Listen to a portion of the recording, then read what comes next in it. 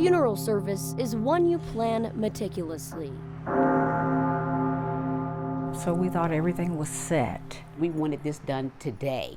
January 25th, when sisters Vera Wilkes and Camille Payne planned to lay their mother, 94-year-old Alice Metcalf, to rest. We had a lot of relatives coming from out of town. Flying in from Georgia, Florida, Indiana, and North Carolina, more than 300 family and friends were seated inside Mount Calvary Baptist Church in Fairfax, where a somber, peaceful funeral service was underway as planned, when suddenly,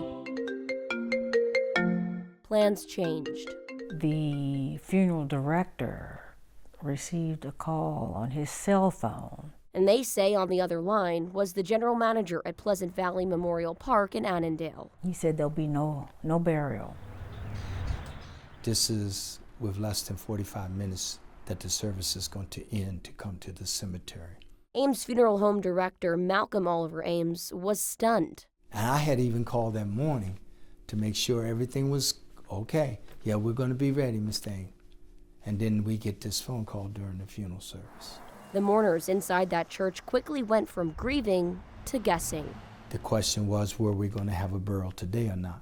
So Ames and the sisters went to the cemetery to find out for themselves. When we went down there, they were actually still digging the day of the funeral. They had one man out there, one shovel, trying to dig down to this grave. That was it. Immediately, they began to wonder what went wrong. I was asking questions of when did they start digging. I never got a direct answer on that. Hi there, this is Liana Golden. And I haven't either. On March 25th, I called Pleasant Valley with questions. I was referred to the company that oversees them, SCI Virginia Funeral Services, LLC.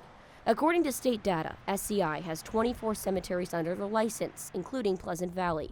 On March 26th, I sent an email to their corporate office asking, why was Alice Metcalf's gravesite not ready for burial as scheduled? When exactly did employees begin digging and prepping the grave? The funeral director says he called earlier that morning and staff confirmed the site was ready when it appears it was not. What went wrong? As of Wednesday, April 16th, no one has provided any answers. This is not going to be the end. Somebody's got to be aware of this. It is stunning, it is shocking, it is everything. I hope this is a wake-up call for them to never, ever do this to anybody. With Mom on their mind, who was ultimately buried in private later that evening, these sisters don't want anyone else to ever feel their pain. I really miss her, and unfortunately, at the last minute, things went wrong with Pleasant Valley, and we shouldn't have had to, go through this kind of thing. It's something that we still grieve today. That was an important day, supposed to have been an important day, but it's just something we will never forget. In Fairfax County, I'm Liana Golden, 7 News.